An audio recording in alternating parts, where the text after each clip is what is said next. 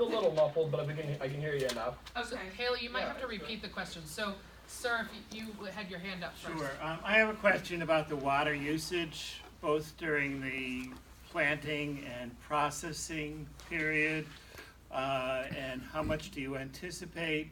What about the runoff? How are you going to handle the runoff from the processing, growing issues? And the other question I have is, I saw on your site plan, it appeared that you were close to the river, and I'm not sure that that was accurate or not, but you talked about the regenerative site issues, and I was wondering if there's any possibility of maintaining that river access for the Great Barrington community and not building right up against it. Okay, we're not close. When you say close to the river, we don't abut the river. Do you just mean in proximity? Your site plan, I saw your site plan was a little, it appeared as though it was close, but I wasn't sure. It is pretty close. There's already a structure down closer to the river, probably 100 yards away from that proposed site. But, the first question has to do with the water and the water management, the water runoff. But Okay. the other is, some sort of access along the river. So let me give you a couple answers to this. I'm gonna start and then I'm gonna pass it on. So from a water management piece, that will go through the planning board. There will be stormwater management. Any development requires some stormwater. SK Design is the engineer. They will, when we get to the site plan review, they will deal with stormwater like any development will. But can you just give us an order of magnitude of how much water this operation uses? So now for so that was my answer was the development answer, and now I'm gonna pass it on to a use answer, which has to do with the actual cultivating of marijuana. Do you wanna take that, or who do you wanna field that question to? Jared, you want to take a stab at that, or you want me to? And Haley, you may need to repeat the question. I'm having a really hard time hearing over here. It's really distorted. Okay. Yeah. So the question was about I know that water. you're asking about annual water use, Jared. Okay. Yeah, we're estimating between 500,000 and 1 million gallons through the season. But does that have a peak? And Where does that come from? the disposition of that water is being worked at with our eco design expert, so that the regenerative agriculture techniques will be applied as much as possible as well. So you're talking about disposing of the water on site in sort of a rain garden that you would create? Yes. Michelle has her hand up next, but does that Thank you. answer your, I Yes, think thank one of you your for your other question. question was about the source. And just to let you know, there is discussions going on with Housatonic Water Company, as well as regarding a well on site. So that hasn't been 100% identified as well. But I believe in, tell me if I'm wrong, that the discussion said that Housatonic Water would be able to handle our proposed usage supply. Yes, I'm told that there's a main nearby, and that he's got multiples of capacity for whatever we might need of high quality water. Even during the driest seasons? I'm told, yes. And again, we're still fleshing that Well, out. we don't so- wanna be told and find out later that I can't drink water because We can't. we're growing pot. Yeah. Jim, do you want to answer the question? We have adequate supply to provide 2 million gallons a year. Mr. Mercer, I can't get clean water out of my tap, but we're gonna supply them with 1 million gallons in 6 months? Our safe That's yield, fair. our safe yield at Long Pond is 600,000 gallons a day. And How we big's have the main going down Van Duzenville Road? 8 inches. Is that sufficient to supply them? That's very and the sufficient. community? Yes. Along with across the road? It's sufficient to supply the town, yes. So, and I definitely appreciate that. I know there's concerns and questions with Housatonic Water. Before we get to the permitting stage, we will have better answers than we are now, because the whole process is the engineering piece. So the purpose of the community meeting is to identify the concerns of the community, so that we can make sure prior to getting in front of town permitting, we've identified, answered, and solved as many questions before it goes in front of your town board. So our intent is to have more in-depth conversations with Housatonic Water Company, and also to do different well explorations, to know what's available on site. It may be a combination of two, we don't know. So we will have more detailed by the time we have final engineered plans, and that also includes stormwater management plans. I'm just, from living in Housatonic for 49 years, I'm very familiar with that area. Does anybody in this room know that there's an aquifer under that? Anybody? Eileen does, right? Yeah. Anybody else? I didn't, yeah. There's an aquifer.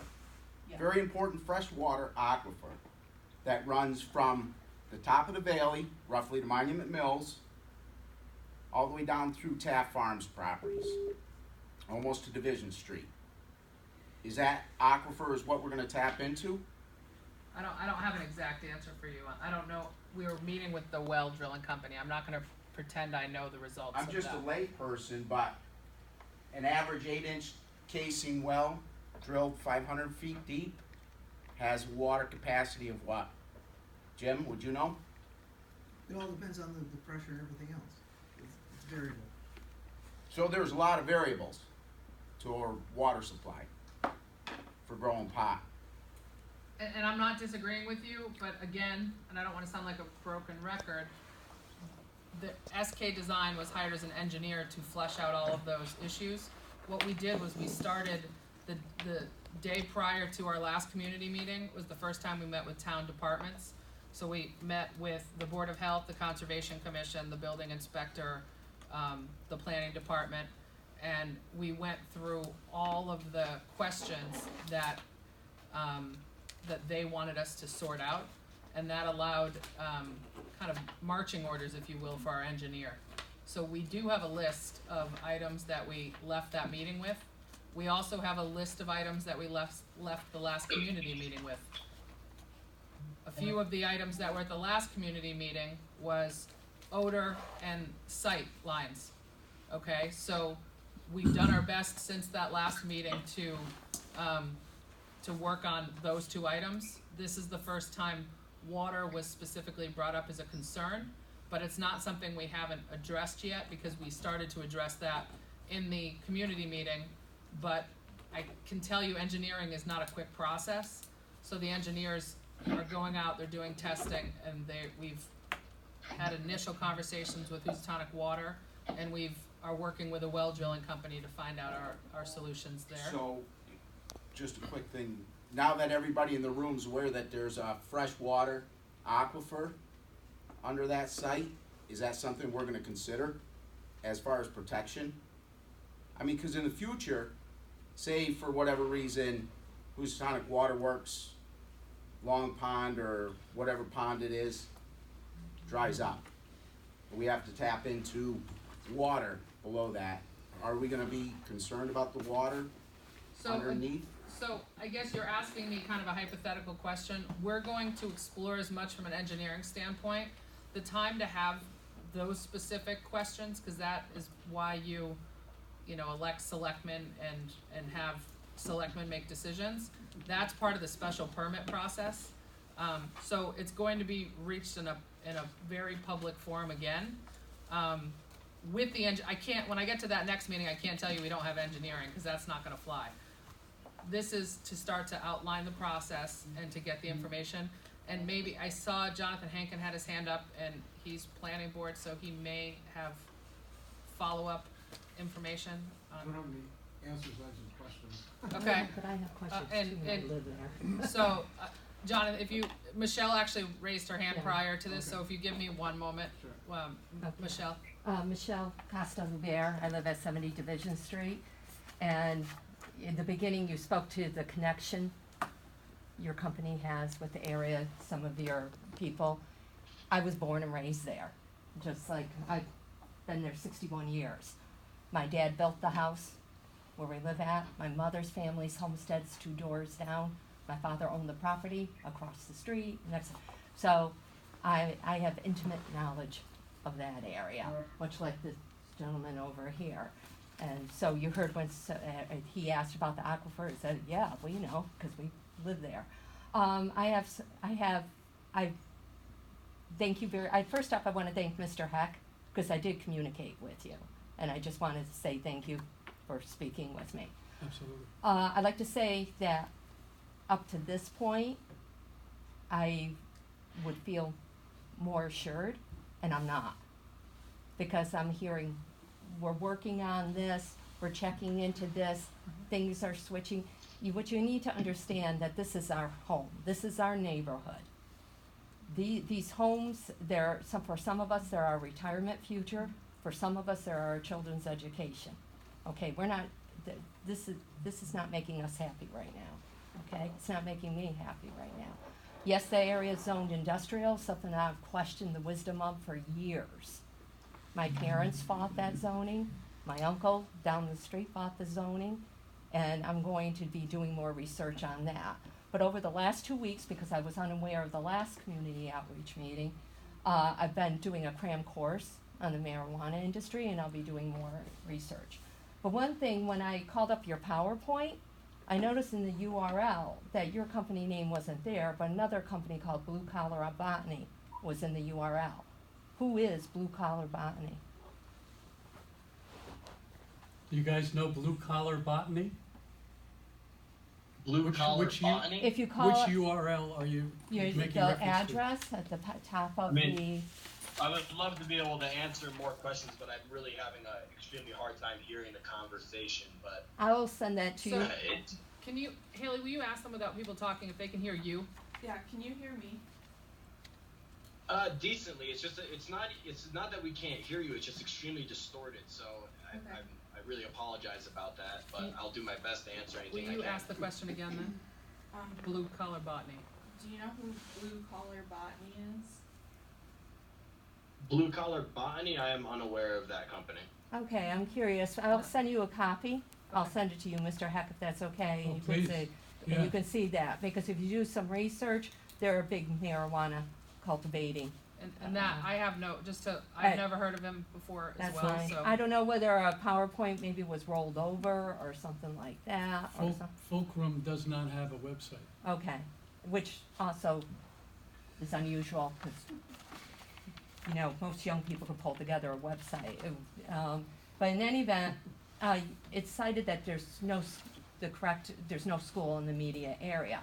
However, I just want to point out that R2 zone surrounds the area, and right across the street, there are residences going down the street, and in those residences are school-aged children. As a matter of fact, I attended a planning board hearing last week regarding a retail marijuana shop. And one planning board member expressed concern that school buses would be stopping and going by this retail shop. Here, we're going to have young school children living across from a marijuana cultivating facility. Because by the appearance of the design, it looks like it's going to be right on top of the road, right in the face of these residences. So that's a concern. Traffic's also a concern. I know it's been discussed there won't be a lot of traffic, but Division Street, North Plain Road, Van Duzenville Road already have an excessive amount of commercial vehicle traffic at high speed. I can only speak for myself, but I've met with the police chief about it. I've talked to the police department. There are speed issues. So right now, we're overwhelmed with traffic and speeding traffic and large trucks. That's going to be a concern of mine. I know you're saying, oh, there won't be that much, but what may be, it's stated traffic will be minimal, but what is minimal to you may not be minimal to the people who are residing. If I can just respond to that, I know you might not like it, but it is industrial zoned. And And I know that that's been, an issue of contention. But industrial doesn't trump safety. No, I understand that, but there could be a lot of uses in an industrial zone that's gonna create a lot more traffic, a lot And more I trucking. would be right here doing the same thing. Okay, I just wanted to make sure Yeah. that for anyone who's listening, they hear that response as well. Also, I had the same concern get to regarding water use. I was looking at the information through the Cannabis Control Commission regarding water use, and it is true, this type of production does use a tremendous amount of water. But from what I read, it said, the commission states a marijuana cultivation facility could trigger the Water Management Act's permitting requirements. So I'd be interested to see if this facility will do just that. And we have SK Designs looking at all of those, but as of the information that's been provided to me, I've outlined all the permits in this presentation Mm-hmm. that we believe we trigger at this point, so At that's, this point. yeah. Okay. It also, the CCC also says water which is not reused must be discharged to a sewer or collected and stored in a certified holding tank for disposal at an approved facility. So, Again, SK's working on, like, So there's those are detail, until we got through the first staff meeting, that level of detail was not able to be calculated and provided. okay. Cause you don't design all the way to the end and then make changes. Mhm. We went with the concept and we wanted to start talking to the community as quick as possible. All right, electric use. My research reveals that the operations such as this use a high amount of electricity. Yeah, that actually, if I can answer that one. So there is going to be barely any electricity being used because it's being grown with the sunlight. Mm-hmm. A lot of internal grows with fake light, which uses electricity. Mm-hmm. Is there anything specific? The manufacturing, the building that we're building Mm-hmm. will have electricity, but there is, But that wasn't my question. There's a solar array at the site. yeah, we're not using You're- solar. You're not going to be. No, it's actually sun will cultivate Right, the but plants. so the manufacturing facility is going to be doing the same thing? And I was just curious with the solar array that's there, Same thing. meaning operating off of sunlight, or will they be using No, electric? it's going to be, that will be using traditional Right, electricity. and that's my question. There's a solar field there. I was wondering if you were gonna be utilizing any of that solar. No, that solar is a private, Yeah. they package their solar and take it. Mm-hmm.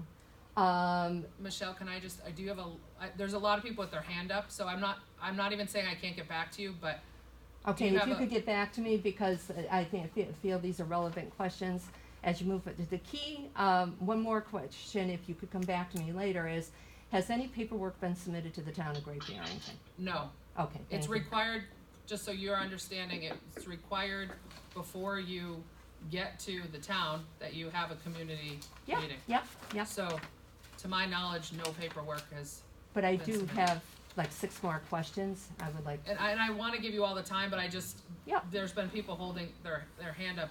Jimmy, I'm gonna get back to you because you asked a question. Yes. That's you, sorry, Jonathan. Okay, a couple quick questions.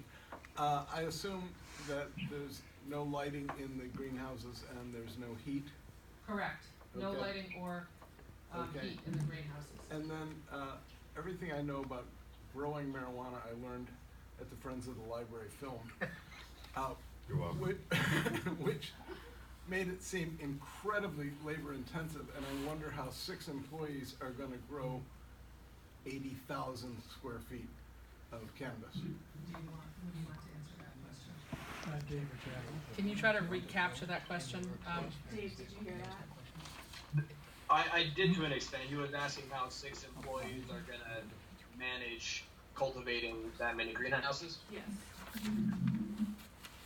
Well, I mean, a lot of it we can't go into extreme detail on because it's proprietary, but with the different advances in automation and the current industry evolving, it's actually made industrial production a lot simpler. And we've operated at other facilities with less manpower, and I can't get into it too far in detail, but we wouldn't be saying it if we couldn't do it. I can say that.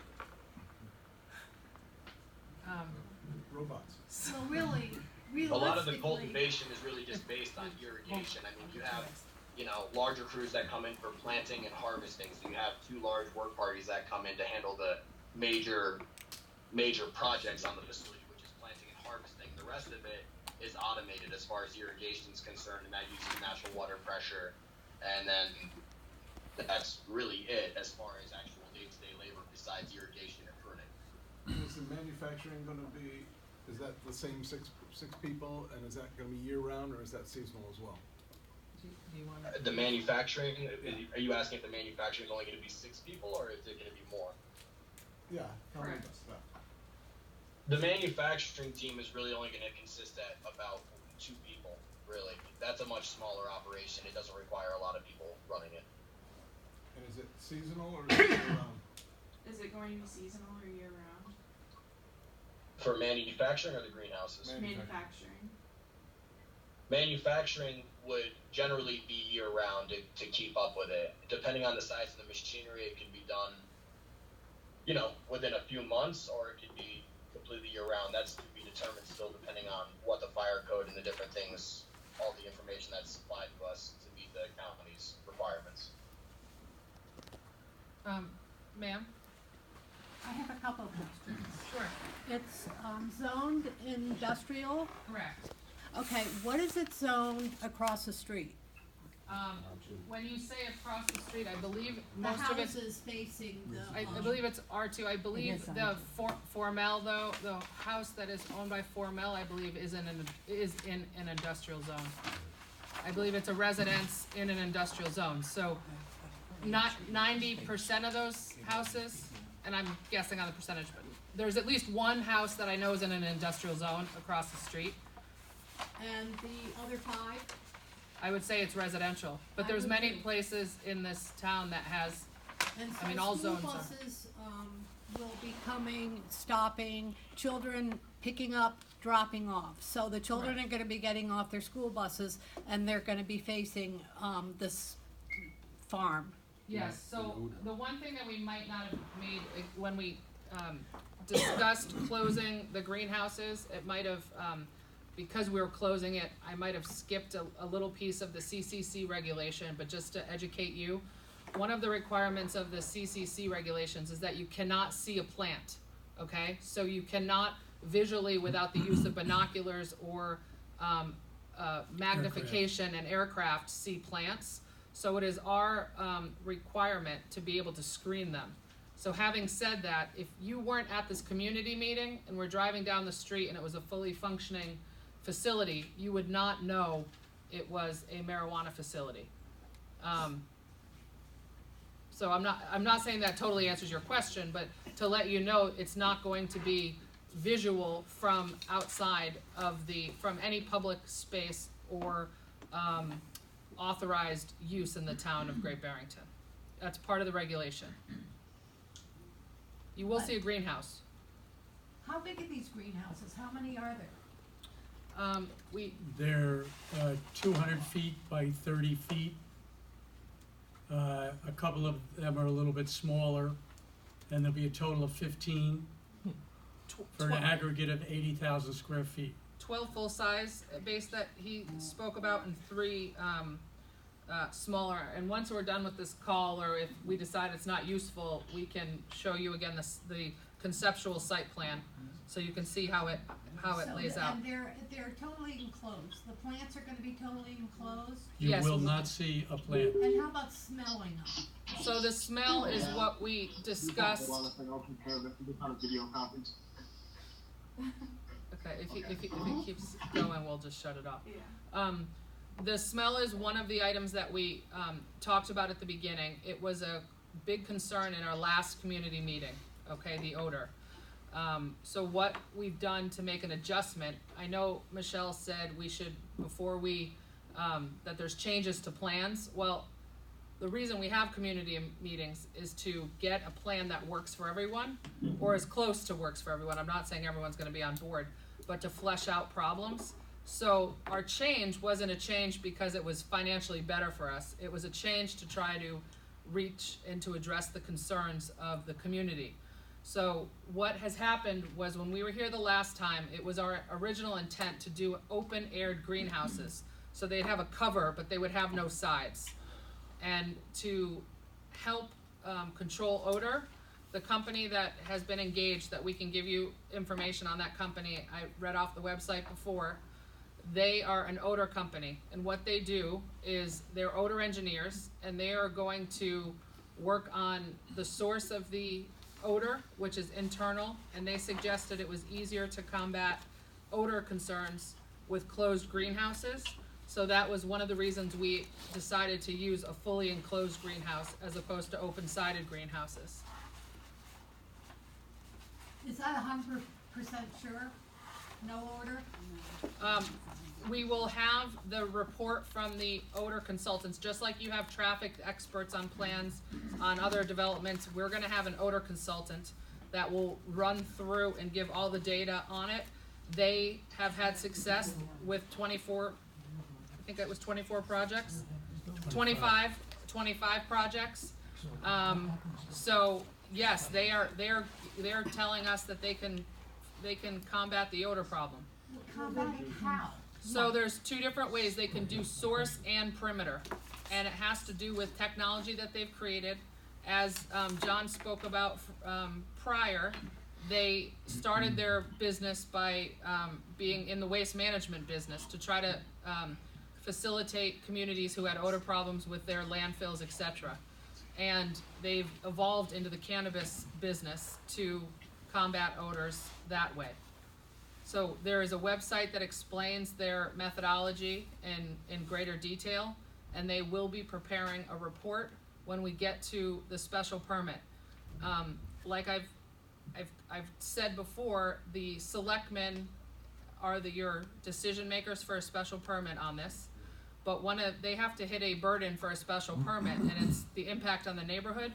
So odor, light, sound, traffic, those are things that are usually discussed at a special permit, and we will have to give detailed information at that special permit to allow the selectmen to make an answer. So I can tell you we've engaged them. I can't show you an exact plan, but as soon as we have a plan, we are willing to share that plan even before we file with the town. Maybe an example.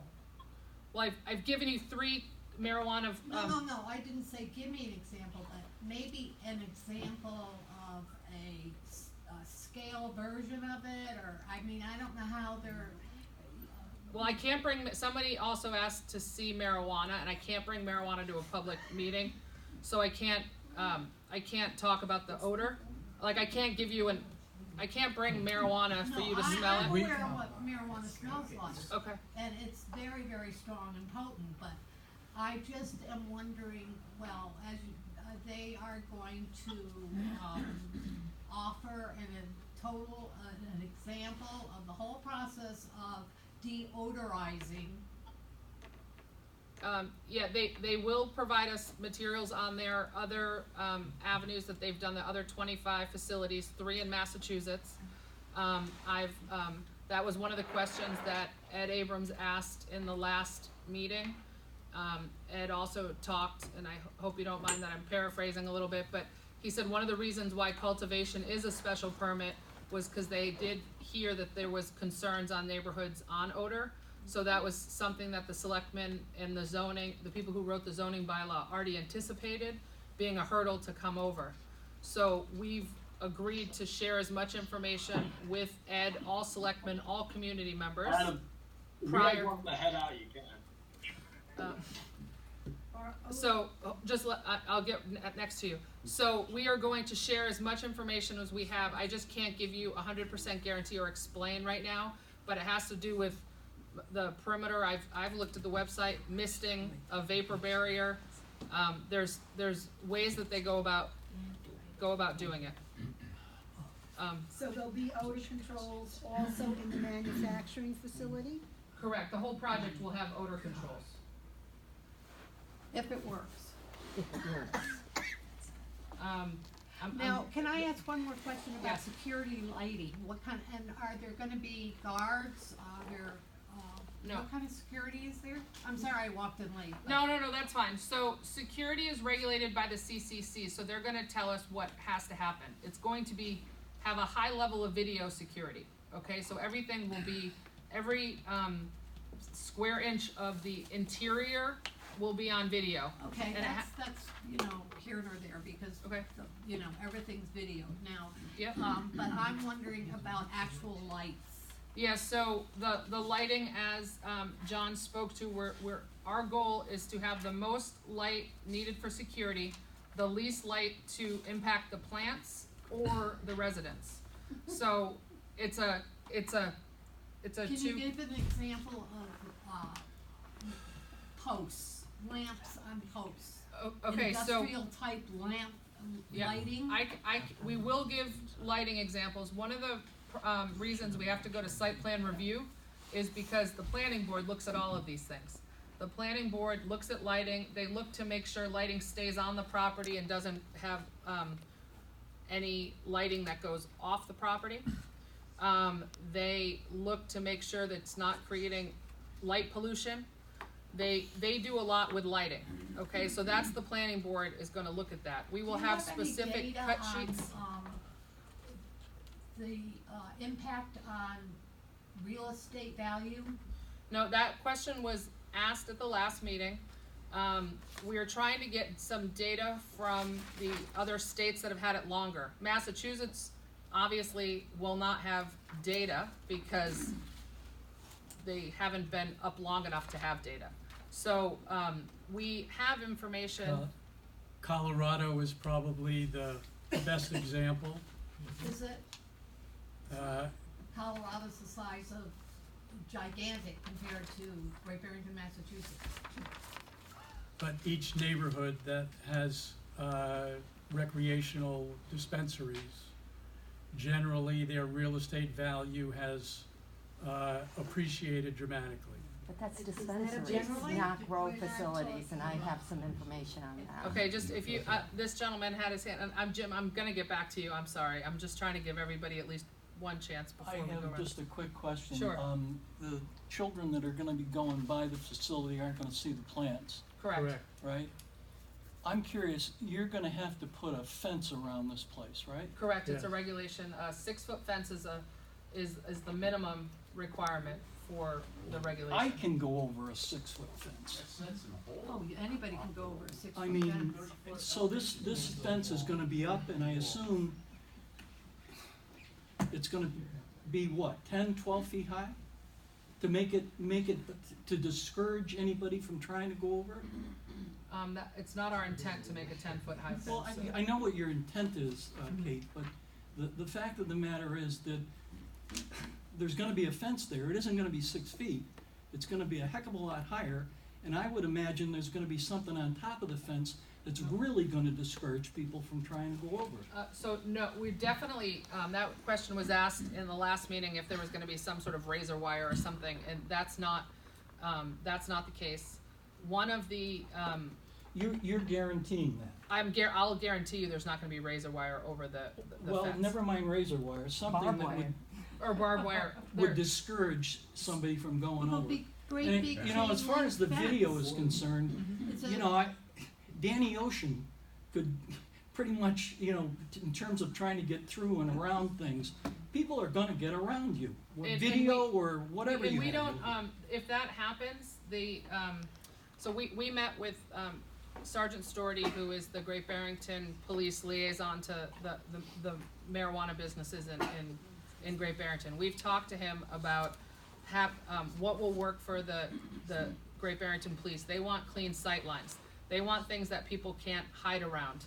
They've asked for no items that someone could climb on and then jump over the fence. So they want things clear. They want a buffer so that they have good sight lines. Okay? So if you're gonna have a fence, is it gonna be a hedge in front of the fence, so it isn't gonna look like some kind of a Prison? prison?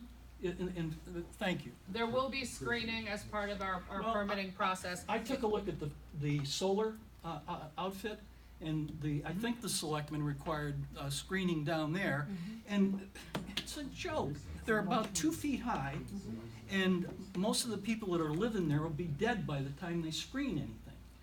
So We've heard the concern from the neighbors on the screening and looking, you know, one of the items is you're gonna be looking at something that looks more like a farm and less like a gravel pit, which you're seeing now. You're also gonna see something that's planted, the goal, because pollination and healthy organic growing is what their mission is, that it will be planted, it will be natively planted, and it will look more in the rural farming environment than any industrial use that could be in that area. Whether you agree with the marijuana or not, the look is going to be much more in keeping with the intent of the rural nature of the area than it could be with other uses. Going back to the fences, when we talk to the police, because of the we have to have two 24-hour security monitoring, it's more important to trigger the monitoring if someone gets in and to have a quick response to there. Again, it's actually going to be it's going to be hard to get into the manufacturing building. That's going to be a lot harder to get into. Okay, it'll be locked, it'll be enclosed, it'll be secured. If you get over into the grow facility, you're not really going to be able to do a huge amount of damage. We consider the person that would get in as not someone is going to do a large heist, but a teenager pulling a prank. It doesn't suit our goals to have something that's going to injure somebody if they get in. The police will respond immediately and they will be inside the facility. Within 20 minutes. Wouldn't an operation like this be much better off if it was away from people and their homes? It's zoned in that area, and zoning is where you start to care about your neighborhoods, and it is zoned as a use for a special permit in that zone. And that was questionable, that zoning. But I have a question regarding manufacturing. Can I, again, there's just a bunch of people, I'm gonna get you next, but, the lady in the back, you had your hand. This is all about making a lot of money. This is what this industry is doing for a few people. It's like the new, natural pharmaceutical. I have a friend going out to California tomorrow who's gonna make $60,000 in about 5 months working on a, huge farm in California growing pot. And what bothers me is that I've lived here almost 30 years. It's very much of a working class kind of people. We all work really, really hard. And then you're all coming in, with this huge facility. Now, can you tell me, how much money is your company gonna make in 1 year? What's your projected sales? I'm gonna turn it over to them, but I just want you to know, I've lived for 43 years in Housatonic, so I'm a local, I care about the town. I also care about zoning, and I don't live on Van Dusenville Road, but I do live rather close. I actually lived on that farm, Bill Nolan's place, 25 years ago. Okay.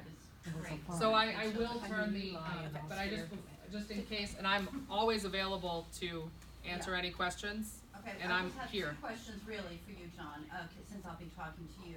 I'd like to know what your projected sales are for 1 year. And you did put up there, I forgot in your point presentation, something about, giving back to the community. You mentioned Great Barrington. Now, some people in Housatonic, when you say Great Barrington, do you mean Housatonic? Because what really, really bothers me is that you guys are going to make a shitload of money, and then this town of Housatonic, which, I think is actually classified in the state of Massachusetts as being like super, ghetto poor.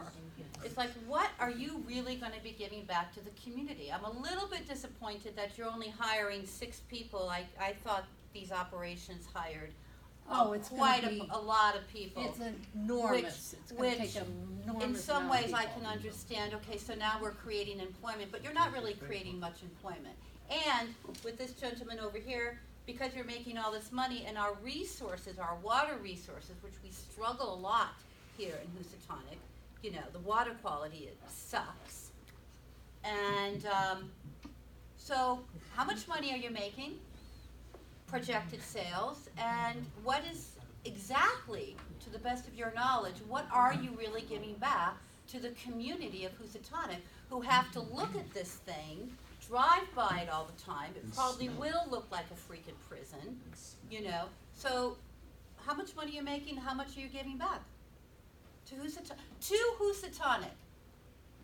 Because your property taxes are gonna go to the town hall of Great Barrington, and God knows what's gonna happen when it gets over there. Can I answer that? Because Amen. I don't This is- think, I. May I No, answer- may I- no, I Excuse me, want we're John here to for answer these it. Okay, people. once he gives you This the isn't- number, and- multiply it by 6%. This is not the Ed Abrams show today. We're Once here he for gives you these the people. number. So, you guys, this is not a town meeting, it's our community meeting. Thank you. Okay? So, there are some questions that are better suited for the town. There are some political decisions on if you're pro or against marijuana. We're never gonna come out of here with the answers to those questions, but we can talk about our project in as much detail as we can, all right? Before I turn it over to answer the question, there is not a host agreement that has been finalized to my knowledge, but that'll happen. It'll happen in a public venue with the select board that will talk about potentially could talk about where money goes. Host meaning Housatonic. Unfortunately, Housatonic is part of Great Barrington. Yeah, I know that. Okay, so it is, the selectmen of Great Barrington would enter, if they are going to give it a host agreement, it comes from the select board to my clients, okay? And in that agreement, it will, discuss whose rights are, or whose obligations are whose obligations, all right? I can't tell you what is gonna happen in the, cultivation because I've only seen a draft agreement, but most likely somewhere in the ballpark of 6% will go to the town of Great Barrington. I'm not gonna address what goes to Housatonic. We can talk about Housatonic to know what the needs of Housatonic are in a different conversation, but that's again, if you want Housatonic to have a voice on how money's spent, you need to participate in local government. So, I can't answer that question, but I'm gonna try to answer your first couple of questions about the projections of the business. I don't deny that we will be a profitable business. We don't have the projections, in terms of hard dollars, what that is yet, so I can't quote numbers. The reason we're here tonight and the reason why we're trying to keep visible as opposed to sneak around is to listen to where those give backs will do the most good. Yeah, can I just say, I don't think I don't think a pot operation in a small town is culturally, community, socially positive. It isn't. Okay, that's my opinion. So in order for me to feel comfortable, because I can sell my house and move, I may not live here because of this, I have to tell you.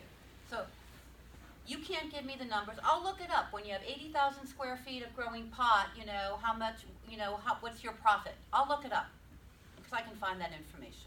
I have friends who grow a lot of pot, so I'll figure this out, I'll get it, But I can't believe you can sit there and not have some moral obligation, at least financially, in that direction, to support the community to which you have invaded.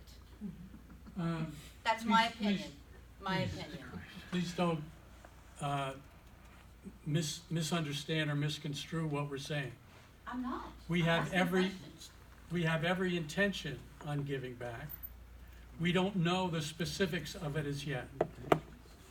We've engaged some of the best in the state who have done this, who have designed these programs from the very beginning. And we want to work with topics such as disproportionate impact.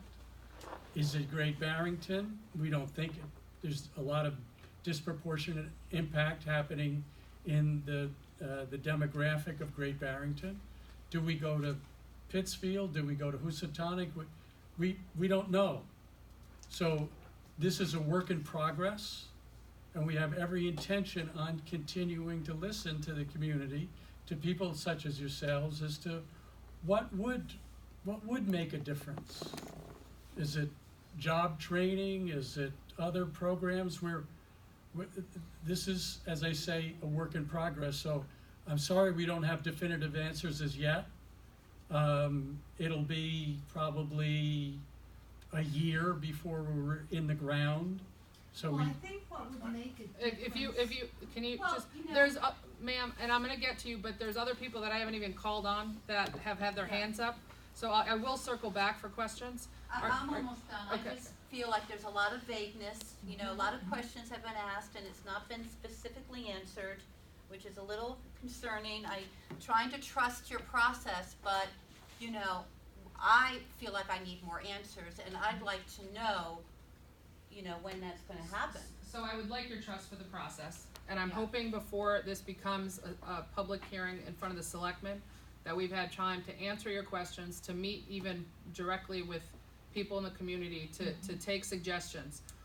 This isn't really our process. The original, requirement for a community meeting is a state requirement. We've already done that. This was our process to go a step further, to continue to have these discussions.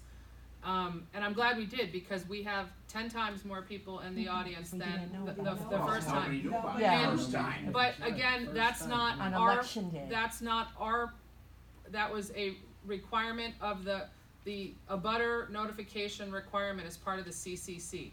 So as the state regulation stated what happened, and it was published that way. But again, we shouldn't cry over spilt milk, because we're here.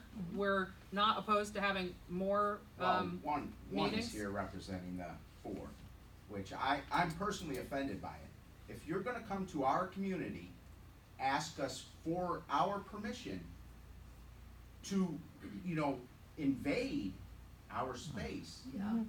but you wanna come here with just one person, have the decency to bring all your people here. We're holding another meeting? Come on, be a little respectful.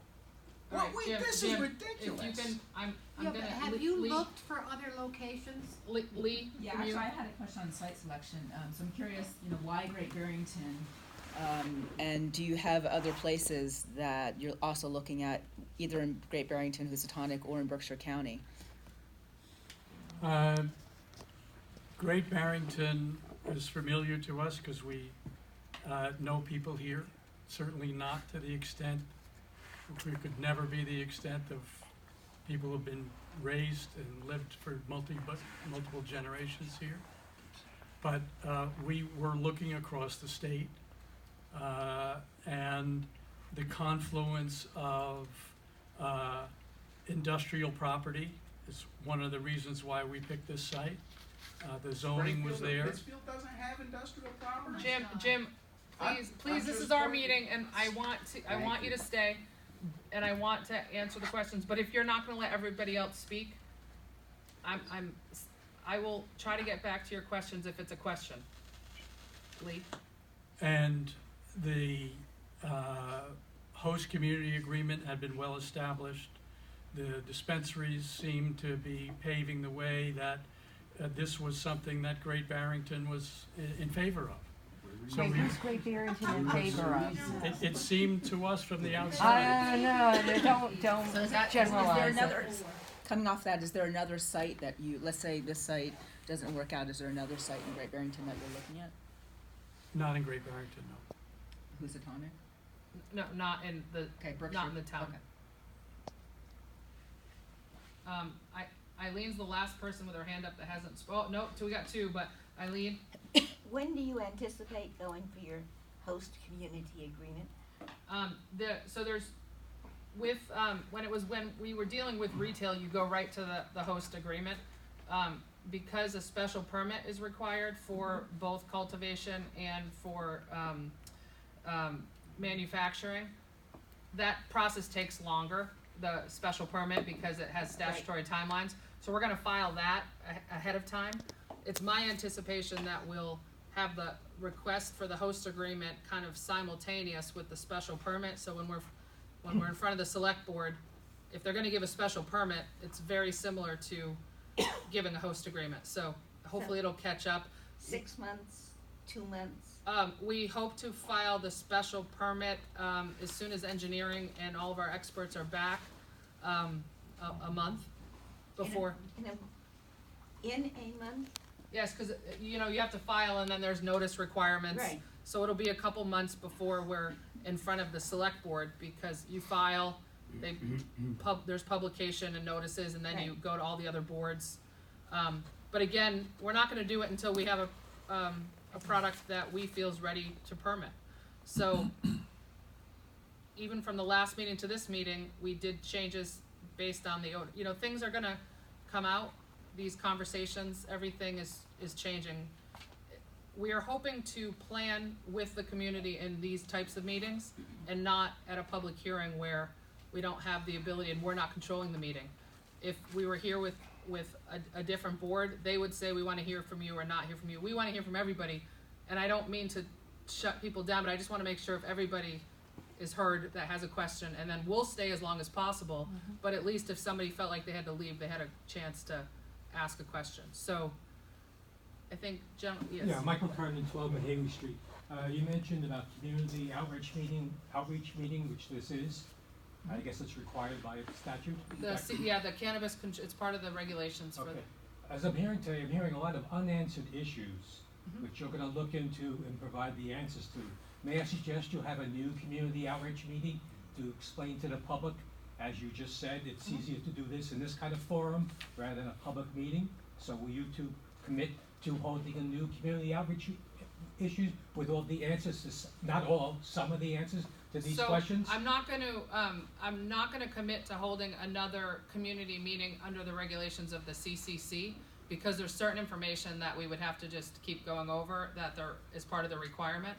But to continue to talk to the community before we file with the town, I don't have a problem. Do you have a problem to continue discussing? With a published format like this? With it in Some it. advertising so people know about it? Well, we can, if people wanna leave their email addresses, we have no problem communicating with you through that. The problem with deciding that we're going to publish in a certain way, there's different requirements. Unfortunately, the first meeting was done 100% by state regulation, and some people that are very concerned in the neighborhood didn't fall under that zone. So, nothing is perfect. Someone else said it was on election day too. It was election day. Yeah, so. So anyway, if you, people who wanna be involved in the process, please leave your email address and we'll communicate. I was asking for the group of presenters here to hold another outreach meeting we all can attend, and we can hear people talk and come up with issues that may be relevant or not. Not Okay. just what I write down today. Right. There's 30 people in the room right now. No, I understand, and it's a process. I can't commit to today to having a specific meeting at a different time. Okay. I can, as we've talked about, we've engaged a lot of experts in multiple areas, and sometimes it doesn't make sense to have a discussion without that information back. Oh, I would like So to it's have hard, the it's hard information. to engage, so the process I need to take control over. I can guarantee you there's gonna be another public hearing that you're gonna get all noticed, and that's gonna be a selectman meeting. Yeah. I can guarantee you that my clients are trying to be transparent and will communicate and give as much information as it comes into us out. I can't guarantee you that we're going to be doing further publications, further notices, similar to what we're called a community outreach meeting today. Well, I wish you had more answers to all the questions raised, and I would like to see those answers presented in a community outreach meeting, which would be a lot easier for everyone, both you and for us, rather than a public hearing. Okay, I made my point. I appreciate your point. I'll communicate as much as I can. If we can pull one together when we have enough information together prior to filing. That would be then- ideal. Okay, and we're really trying to work with you on this, so I'm not trying to, I just don't wanna make a promise that we can't keep as well. I only had a suggestion. And I think it's a good suggestion. Excuse me, just one moment. David Ross just texted me and his phone is dying. This is a heavy usage app, so. I have a few percent left, and I would be happy to answer anybody's questions directly. It's really hard to hear anybody through this application, and I would love to be able to be more helpful answering questions. So if anybody would like to contact me directly after, I would love to be able to have the chance to, you know, speak on our position, but through this application, it's really difficult for us to actually hold a position here and get you guys any information that's going to make you feel more comfortable in our project here. Well, is there a chance that you might come to us in person? Yes. So why don't we just agree to shut this down with them, and then we'll. It was a try. Trying to do it around calendars soon after the last meeting, it became a little difficult to get everyone here with the holiday weekend. So sign it. You can sign it off, or even unplug. If you can actually put the site plan back on, it might be useful for people. Michelle, one more. Did you have one question? Then you're next, I think.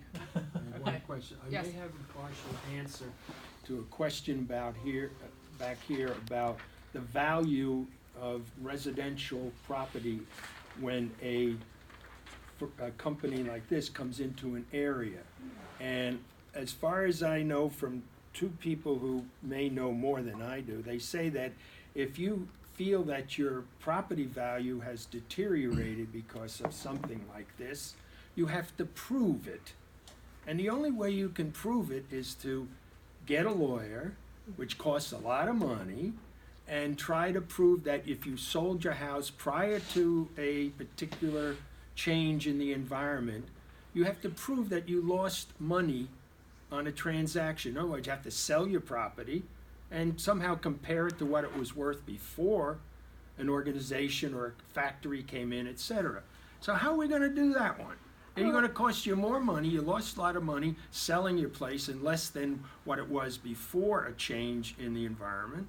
And so it's going to cost you a lot of money. So And that's why I don't have an answer for you on that, and I'm not going to pretend. And there's no, the data is the struggle because again, it's not extremely, you know, we've reached out, we've reached out and we're expecting a report to give us some more information, but there's been nothing that we feel comfortable There's disseminating. data in California. Think of it this way, if you were going to buy a house, and you go and you look at the neighborhood, would you wanna buy a house next to, marijuana factoring? No. No. No. Of course you would. But you can't, but then how, you need to prove that you lost money because of what was Well, going I on. know, I And it's know. gonna cost a lot of money. Well, it's just sell your house That's now. all. That's all I'm saying. So, sir, that's Go ahead. just to answer your question. Then I'm going to turn it over to Michelle because I think she has Sure. some information that might help you as well. That was a question that was brought up. It's on our list that we're looking into. Again, it's one of those. You're not going to like my answer, but until I have something that I know is accurate, I'm not going to present it in the forum. So we'll continue to look at that. And I think Michelle's done some research. She's probably going to share with you in a moment. But Okay. Michelle, you're the next person, I think, and then I'm going to go to Jim. Okay, property values are huge to me because I inherited the house from my family. It's the family homestead. To sell it is gonna be devastating to the entire family. So as difficult as this is, imagine a big Italian family coming at me for selling the homestead, okay? So this matters to me. So I've been looking at doing some research with regard to property values, and there is some positive information with regard to property values, particularly as they pertain to retail establishments. For example, commercial properties tend to go up in value because of retail. People want to buy. Also, people tend to be attracted to communities with some retail establishments because there's a vibrancy to the community. They see economically it's doing better. However, it flips when it comes to growing operations. And California and Colorado, we keep going back to them because we're not going to reinvent the wheel. We're looking at them.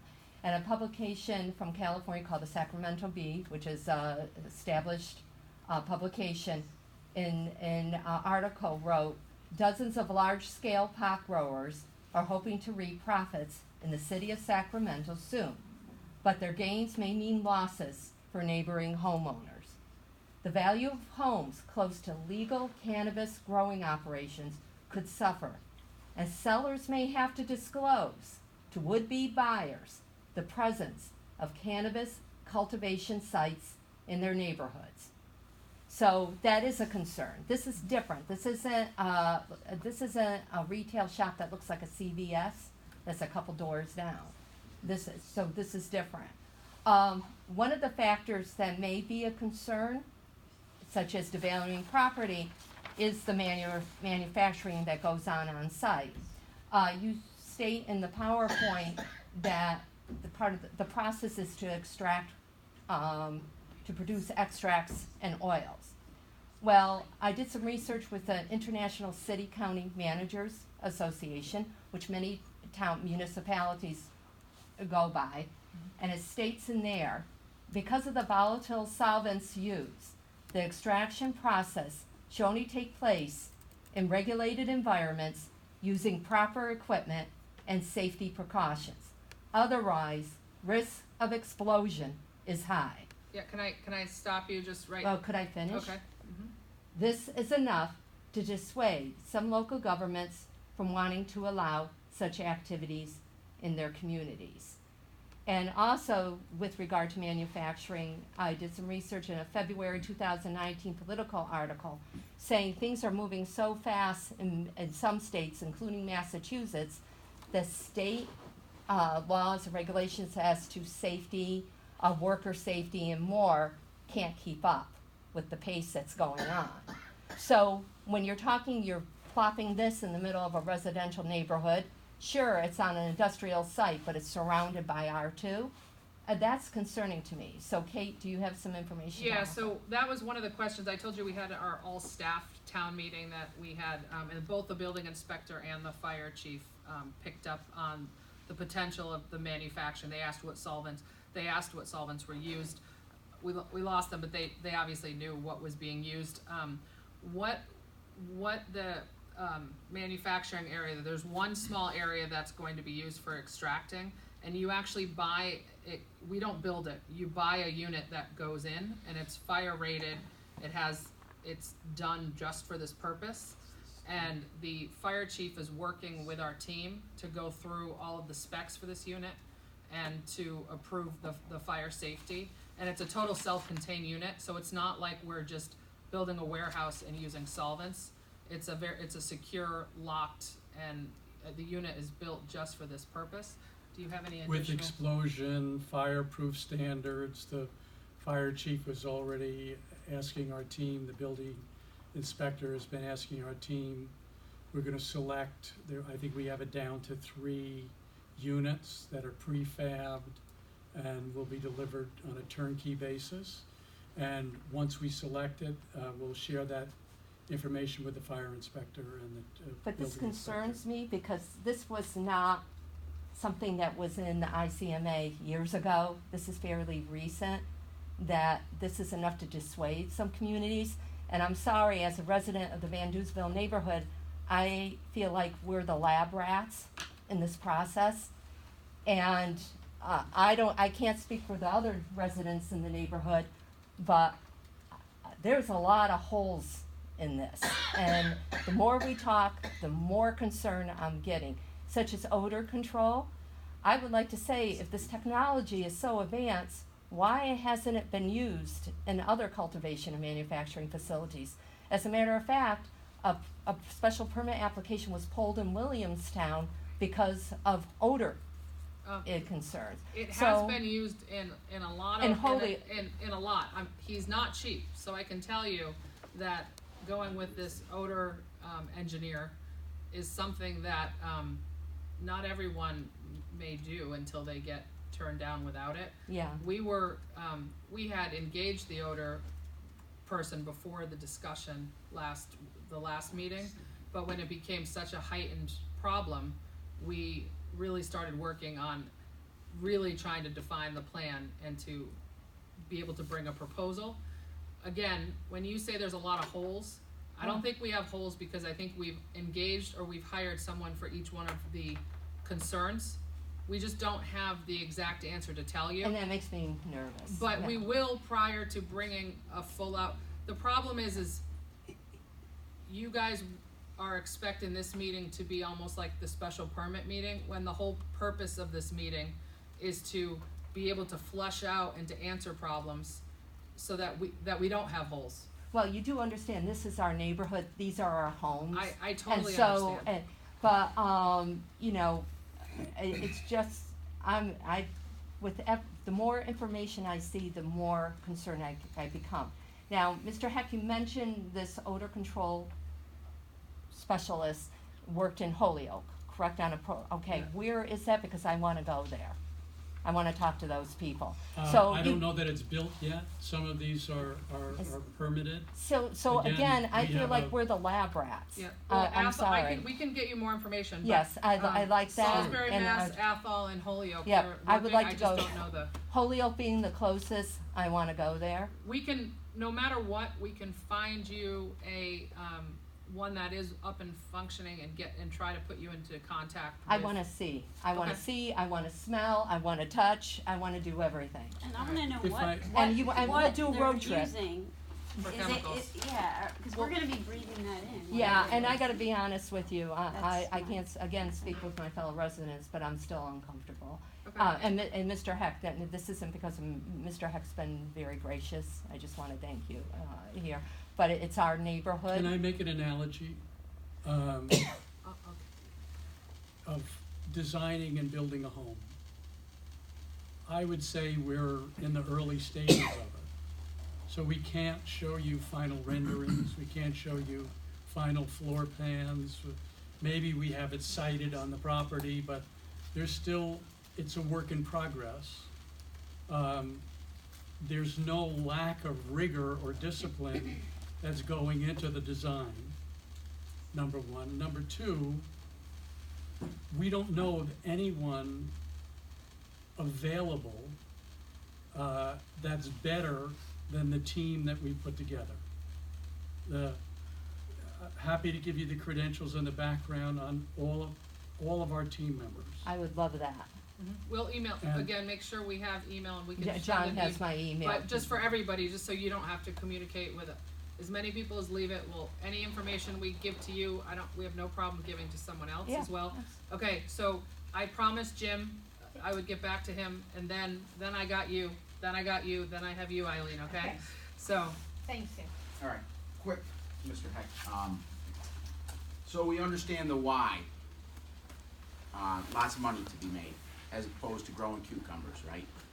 We're gonna grow pots opposed to cucumbers, lots of money. I don't think you answered the question as to what benefits does this plan have for the town of Housatonic? Well, that's the part that's still a work in progress, Jim. We don't know enough about Housatonic, we don't know where the need really is. That's an important part of our listening. You know, our desire to understand your opinion and everyone else's opinion in the room, where would this money best be placed? So It makes a difference. it was, you approached Great Barrington, i.e. Housatonic, based on what you saw it as easy, only because how easy 5 other establishments had passed. Is that? No, that's not true. So, No. and a special, just so you're aware, a special permit is never easy, okay? It's, you have to hit a burden, okay? There's other towns that were behind the 8 ball and didn't even have a marijuana bylaw, okay? So that probably would have been, quote, easier, because there was, other than the state, there was no specific regulation. Great Barrington, number one, put a lot of time, energy, and thought into their marijuana bylaw, regardless if people believe that or not in the room, because that's obviously a political opinion. They were, Theory has had not everybody's gonna have the same opinion here, but Theory has done things, has worked well with the town, and has had a successful opening, and they've welcomed some retailers into the area. So coming from someone who's looking at other, is looking at Massachusetts, especially areas that are closer to where they're familiar, it was a welcoming town, okay? And that's what he was saying. Easy is definitely not one of them, and I can tell you, I do a lot of permitting and I do a lot of development. these guys have made sure from the beginning their team has been in place, and they search out to try to find the best person that they can, whether it's local, state, or across the country, to answer the concerns.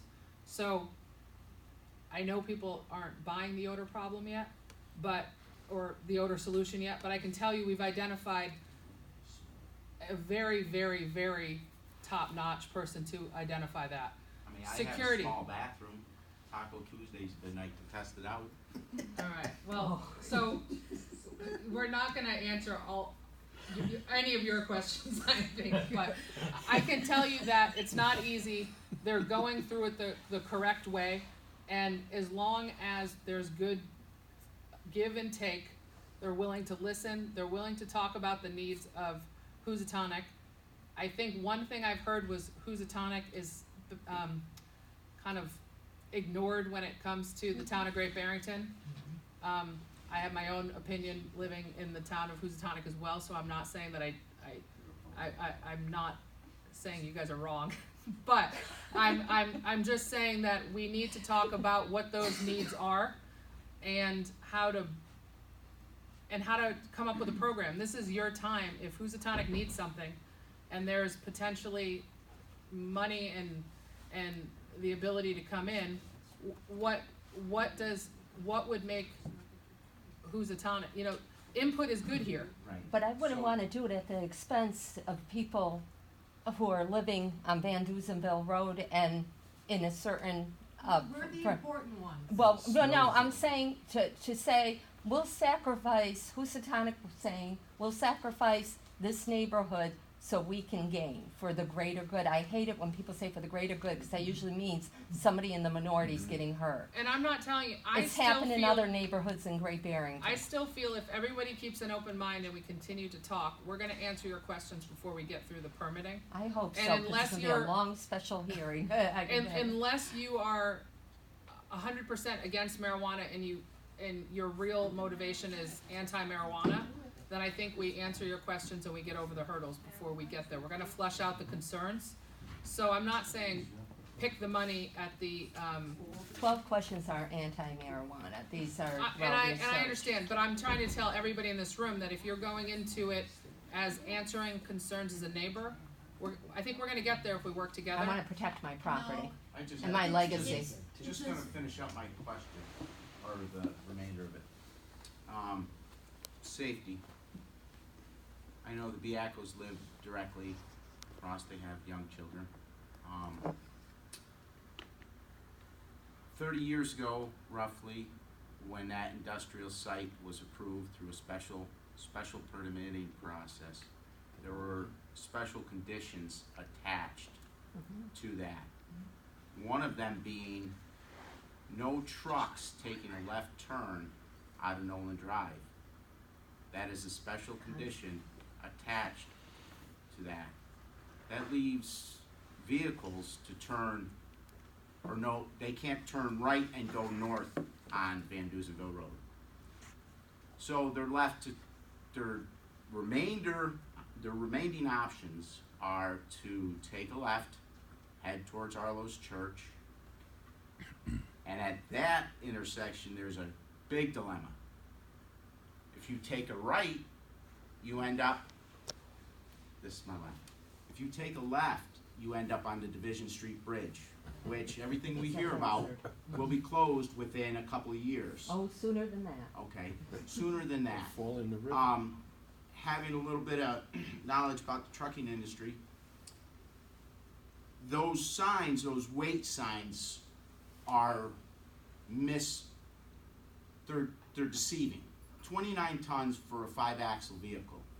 A 5-axle vehicle of a certain length, axle spacing and everything else. The federal government has this thing called the bridge formula. You have to be a civil engineer to figure it out. But basically, for a 5-axle vehicle, shorter than an axle spacing of, say, 33 feet, 20 tons is probably the maximum limit you could cross based on the federal bridge formula.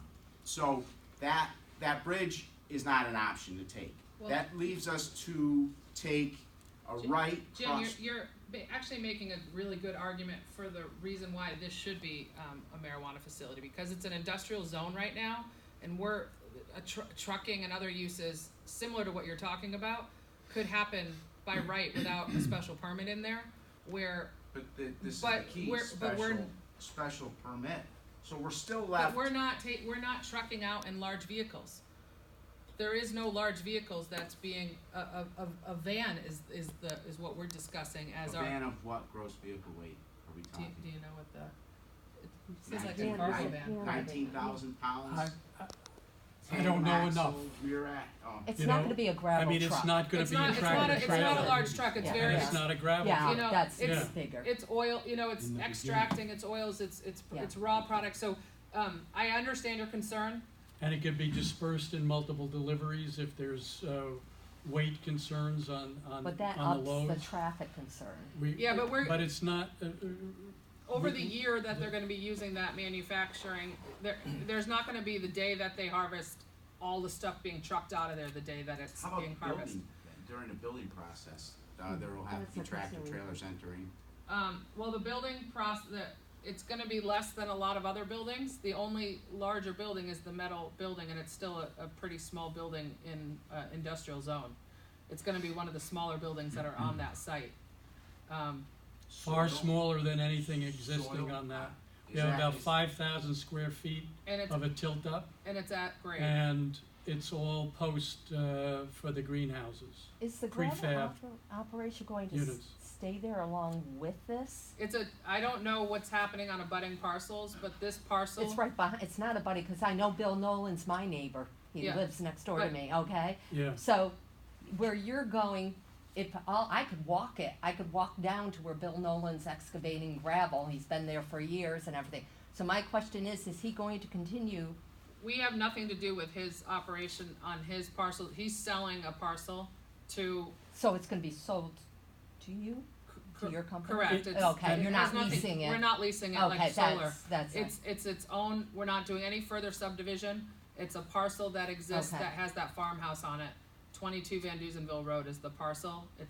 And he that's still what it owns is. other parcels. Right, And he right. owns, That he are owns still things active around it. and, Yep. you know. Lee's Thank the you. next person. Yeah, I just had a question. Is there a contingency plan if the weather doesn't cooperate and you don't have the sun that you want? Do you have a contingency plan of making this an indoor facility rather than just solar? Is there No. any, if for some reason this crop does not No, produce what you environmentally, think? an indoor facility is a very, very different exercise.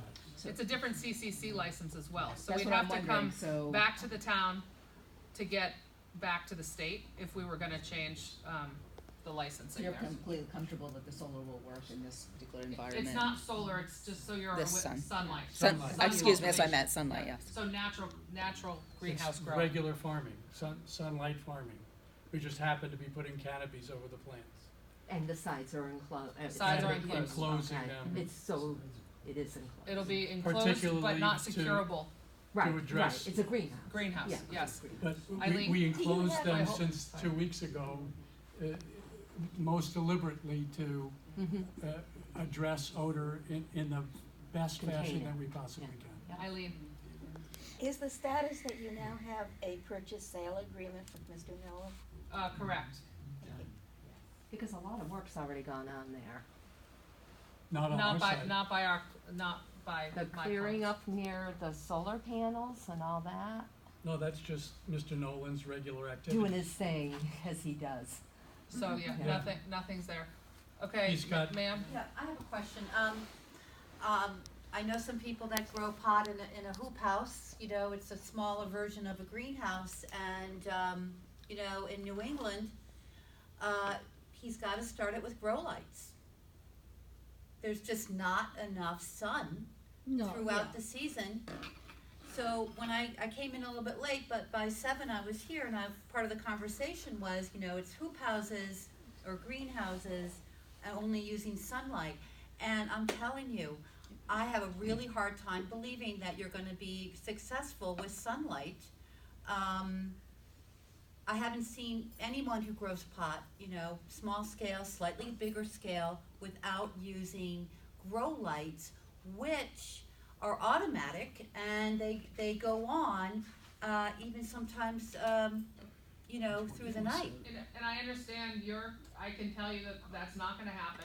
That's part of site plan review, and that's lighting, so they have to address it in site plan review. Uh-huh. So whether that makes this business successful or not successful, I'm not gonna weigh in on. But I can tell you, there's no ability for us to get through the permitting process and switch out from using natural sunlight to using lighting, grow lights. Zero.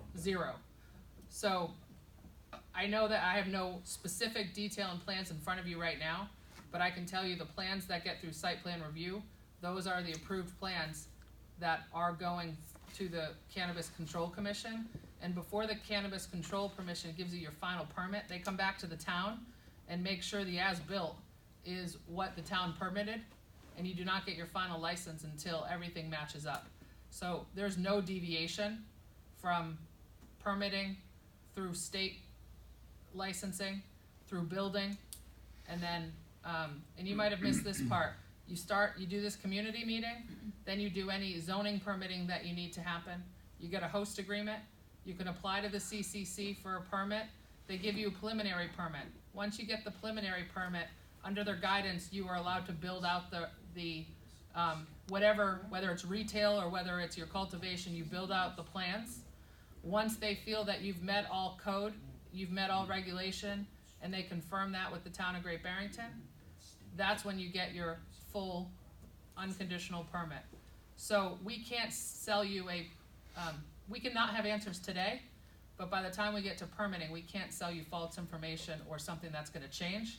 If something changed along the way because something's discovered, you gotta go back and fix it. Okay. It can't be an And I evolving think process. it's So a important. year or two down the road, and we have a lot of cloudy days, there's just no way that you can, at some point, when you discover that perhaps it isn't quite successful, or it's not working very well with only sunlight, you can't reinstate down the road grow lights or something. To make any change, you'd have to go back to the local level, get that approved, and then you would need the state to approve it.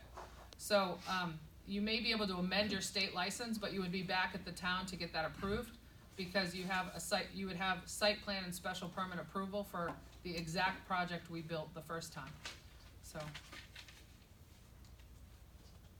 Yeah, I'm sorry, Oh, I'm sorry, I was waiting for, No, then you're next, I promise. No. Okay, thank you. Again, still Michael Turner from Main Street. Question of, are bees essential to the growing of marijuana? As they are with many plants? I don't think they're I don't think essential, so. but Great Barrington does have the pollinator program, and it is something that, our team was very excited about. They think that that's another thing that they're really excited about Great Barrington. Their goal is to have native species here. Their goal is to grow Great Barrington local native marijuana. And as part of the process, it includes pollination, nature, etc. There was a slide, I believe, that showed the path of bees. Yeah, that was the pollinator slide. Okay, my question is, if you now have a greenhouse that's fully enclosed, Mhm. how do the bees get in there? Good question.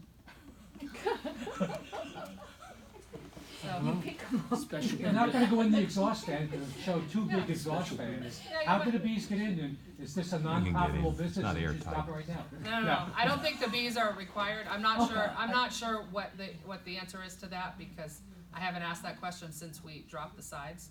Yeah. But I can get you an answer on that. I'm curious, yeah. That's Vivian Orlowski. Yes. I know I kind of cut you off to change to him, but there's another question. Do Okay. you remember your? Oh, yeah, yeah, do you- it's just more procedural. Okay, one about then site plan review. Sure. And I'm not sure, I'm asking you, I'm not questioning it. Yeah. Okay, so there's going to be a site plan review. Will people in the neighborhood be able to go to that? Because when the solar projects went in, up at Risingdale. Yeah, I know what you're getting at, and I'm probably not gonna make you extremely happy with the answer to this. They're planning board meetings, they're open to the public, Right. but they're not public hearings like a special Right, permit is. no, I know that. So what they do is they address a lot of questions specifically to the applicant, because it's Mhm. more of a planning meeting.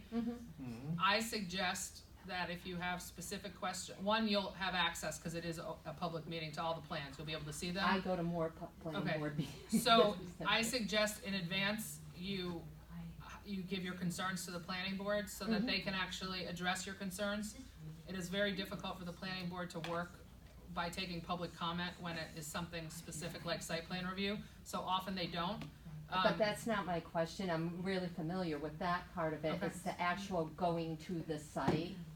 Oh, to the for- actual site Yeah, are they, meeting. the plan, because when, solar array went in at Rising Paper Mill, the developer of that, being a neighbor down the street, I was allowed to go on that site review. Right. But I don't know whether that was because of